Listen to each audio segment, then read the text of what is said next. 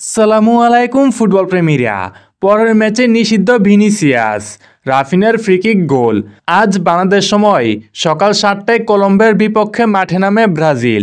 এই ম্যাচে ব্রাজিলকে মিনিমাম অন্তত ড্র করতে হবে, কেননা অন্যদিকে কোস্টারিকা 2-0 গোলে এগিয়েও আছে।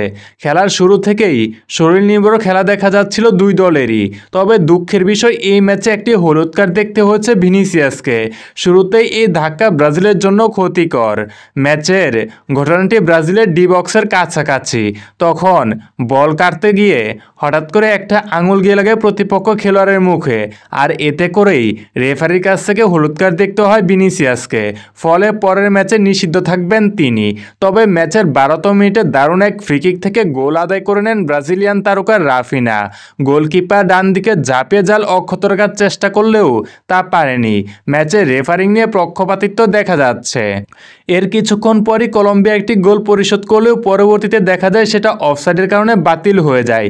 আপনাদের কাছে ব্রাজিল বনাম কলম্বিয়া ম্যাচের রেফারিং কেমন বলে মনে হচ্ছে জানিয়ে দিতে ভুলবেন না।